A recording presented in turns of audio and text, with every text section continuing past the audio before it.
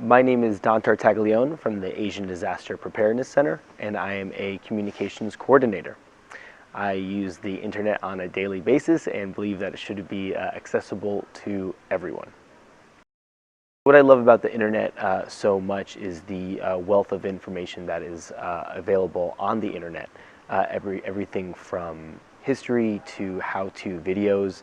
If you're looking to do almost anything, you could actually find directions for it, whether it be cooking or home improvement, anything like that you could find on the internet. One thing that I always remember is a documentary called Life in a Day, and there was a person in a rural South American country, and he was showing off his very limited amount of belongings that he has, and one of his most prized possessions was a small durable laptop, and he was talking about how he actually likes it so much because he has access to Wikipedia and he could read the wealth of information available on websites such as Wikipedia. So I think that just shows that having access to the internet is so important because it really gives people the ability to teach themselves, and no one is the same necessarily, so everyone has a very unique taste on what they want to learn about. What internet does is it gives them the ability to look up that information and expand their own knowledge. Another reason access to the internet is important is that once people do have access, they tend to make social media accounts. This is important for a variety of reasons: to create social connections and also to participate in disaster risk management activities. When someone has a social media account, they tend to share information related to disaster events. And why is this important? Well, maybe they'll be reporting on the weather outside, or maybe reporting on a tree that might be down in their community, or some damage caused by the storm. And in turn, people in responsible positions, or in positions responsible for responding to those type of events, can see that information and then go take action on the ground. But what is very important when using social media is the responsible use of social media. When I was growing up in the 90s, and the internet was a new thing that I was using at a young age, my parents would always tell me not to give out my personal information or talk to any strangers on the internet. And it's funny now, because with the appearance of social media, I actually have to tell my parents the same thing, specifically about spreading rumors on social media, such as a recent one where Mark Zuckerberg said he was going to give away some Facebook shares for everyone who shared his post. This turned out to be false. Someone made it just to have a laugh, and a lot of people felt a little bit embarrassed if they happened to share this post. So you could actually see some of the dynamic issues with social media. As good of a platform as it is, there are some things you have to be aware of, such as bullying for young students.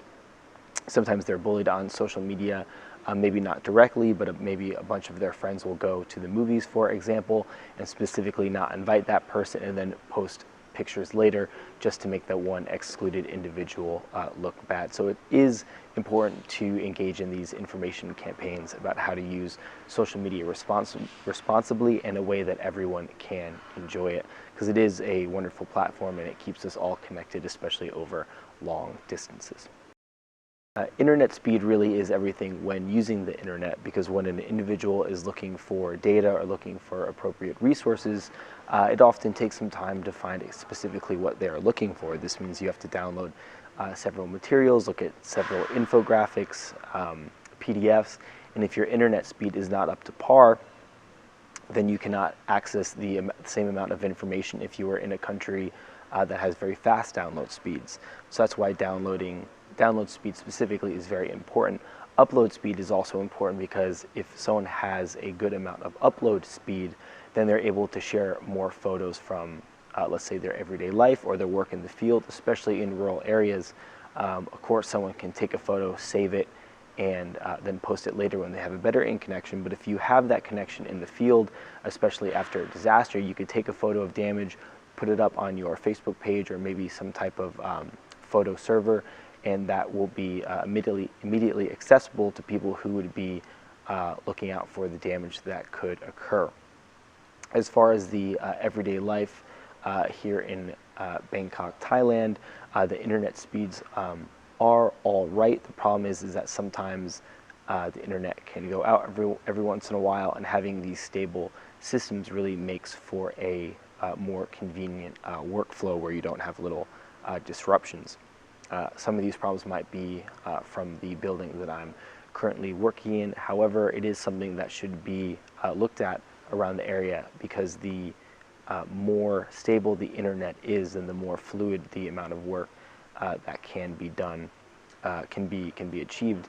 And also, if people in their everyday life expect to be connected to the internet, and then all of a sudden there happens to be a problem and large areas get cut off from internet access, this can really cause a level of discomfort and make people think that there might be something wrong. And if something does happen, such as a disaster situation and people are cut off from the internet, or maybe the cellular towers go down where they expect to connect to the internet through their cell phone, for example, this can be a cause for alarm, and it can be a cause to make people feel even more unsafe during a disaster situation. So that's why not only fast connection, download and upload speeds are important, but also having stable infrastructure to make sure that even during disaster situations, people can stay connected.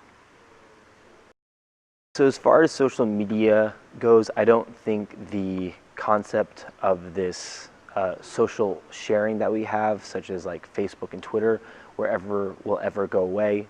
Maybe these platforms will change, or new ones will be developed in the future. So I think this whole community part of social media will always be around. What people will increasingly demand for is fast internet, so they could look at more information, they could upload more things, download more materials, and be able to surf the internet even faster. I think what will be the topic of a lot, which is a topic actually right now and will be in the future, is issues of privacy over social media, how our information is used once it's posted on the internet, once it's posted online.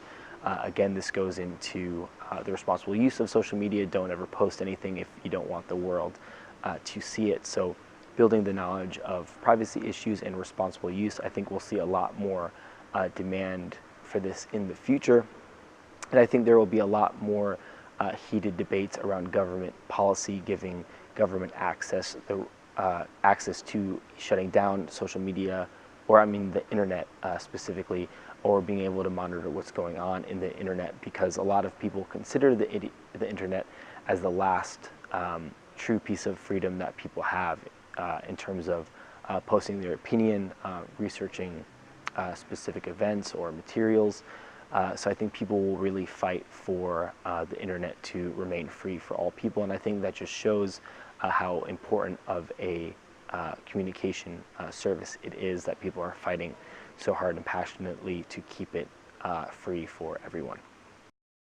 So an interesting situation happened to me once I was graduating from the University of Colorado at Boulder. Is they actually they were going through a restructuring of the journalism department, if you will, to kind of move it away from traditional media, like specifically news, print, and magazine, to a more online, like web-based news platform.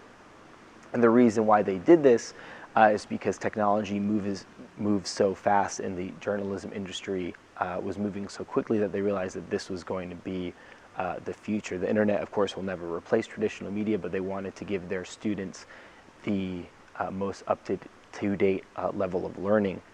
And that's why it's so important for places of higher education to look at the trends, especially in technology, and see what the developing technologies are as far as ICT and communication, because the new advances in technology happen very quickly, and it's important for students to be aware of these new technologies that are coming out, how they can use them best for whatever they're studying. Internet is community, connection, and knowledge.